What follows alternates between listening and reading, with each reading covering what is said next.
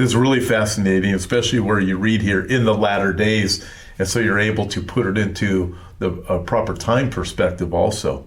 Right, and that's the same term used by Ezekiel when he talks about in Ezekiel 38 in the latter days. So they're both referring to prophecies that find fulfillment in the latter days. Now, I want to take just a moment. You asked me if this has been historically fulfilled.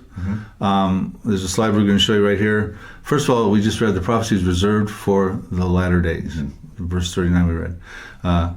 Some say, well, Babylon, Mark Hitchcock believes maybe this was fulfilled at the time of Babylon, with Nebuchadnezzar and that sort of thing. I would say Jeremiah mentions Babylon 141 times, and not once in this prophecy does he mention Babylon. Babylon conquest over to the Elam area was in 612 BC, before Jeremiah wrote this prophecy in 596 BC. At this point, I've asked Mark to answer a few of these questions as well. He's yet to answer.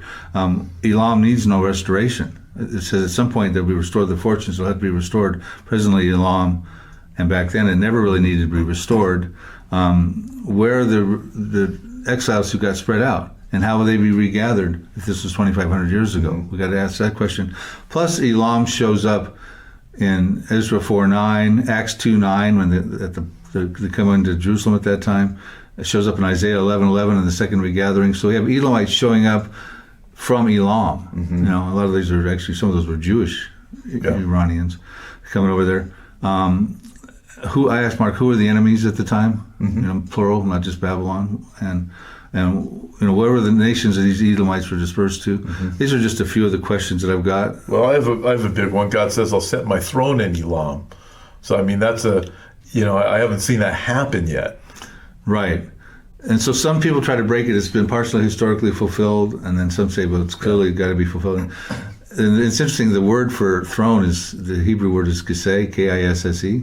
It's the same word used in Jeremiah 3:12 or 3:17.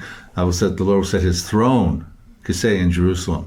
So I'm wondering, well, what, and I read about this in the book, it could mean a couple things. It could be a literal throne, maybe a little second palace for the Messiah, but it could also be authority over the area, that sort of thing. So I give definitions in my book about that. Yeah, I find it really fascinating, because when you look at Daniel, there's definitely a prince of Persia in the book of Daniel that is fighting against Jerusalem and the Jews in Israel, and yet here, Persia, Elam being in what would be formerly known as Persia, now Iran, and God says, "I'll set my throne there." Fascinating to look at that in the context, also in the context of the latter days. Right, and also Ezekiel was very familiar with Elam. You say, well, maybe he didn't list Elam in his coalition of belligerents, Meshech, Togarmah, Tubal, etc. We'll show that slide a little later with that Ezekiel 38.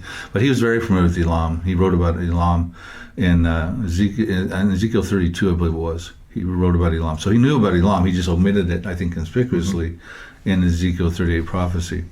So some people say, well, is Ezekiel 38 and Jeremiah 49 the same prophecy?